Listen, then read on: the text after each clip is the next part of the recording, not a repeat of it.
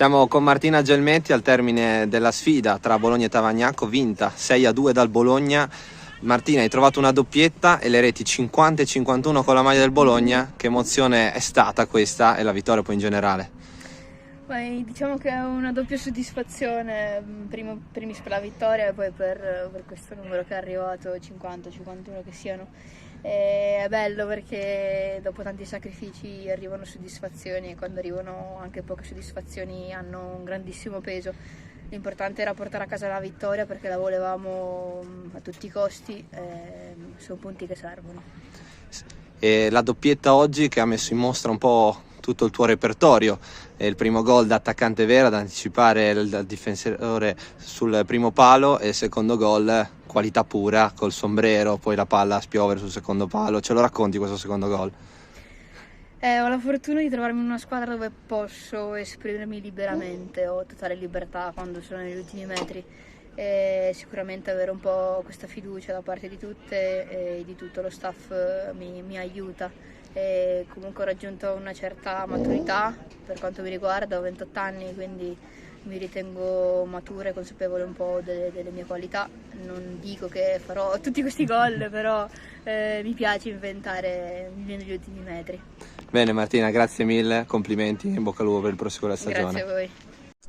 Siamo con mister Alessandro Campi al termine della partita tra Bologna e Tavagnacco, persa dal Tavagnacco 6-2. Mister, un commento su questa partita? Ma è difficile commentare una partita che nel giro di pochi minuti vede una squadra prevalere per 3-0 e siamo entrate in campo molto male. Poi abbiamo avuto una reazione d'orgoglio creando anche qualche occasione, dei presupposti per rimetterla in piedi, ma era tardi e poi purtroppo anche il crollo finale. Sono più i meriti del Bologna o i demeriti della sua squadra? Diciamo che il Bologna è sicuramente entrato in campo con una determinazione veramente forte, per cui ci tenevano evidentemente a cancellare il brutto risultato di domenica. Hanno trovato però un terreno molto fertile per la loro partita.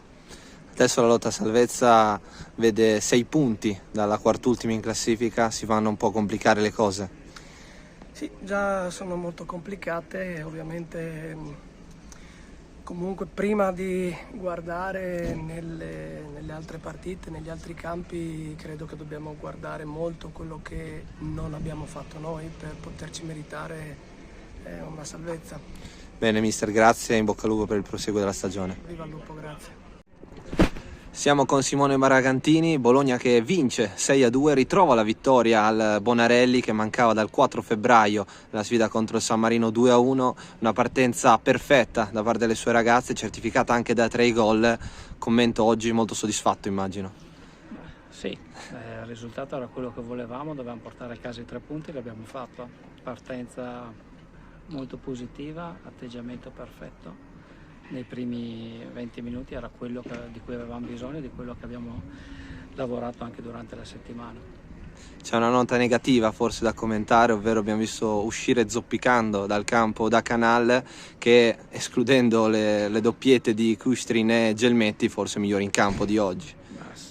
Non mi piace, facciamo un grandissimo in bocca al lupo a Nicole, non mi piace parlare dei singoli, oggi è la squadra, perché poi i singoli lavorano con le compagne durante la settimana e quindi siamo un gruppo di ragazze che è merito di tutte, ogni cosa che si riesce a raggiungere. Io faccio un grandissimo in bocca al lupo a Nicole, speriamo che non sia nulla di grave, attendiamo gli esiti strumentali.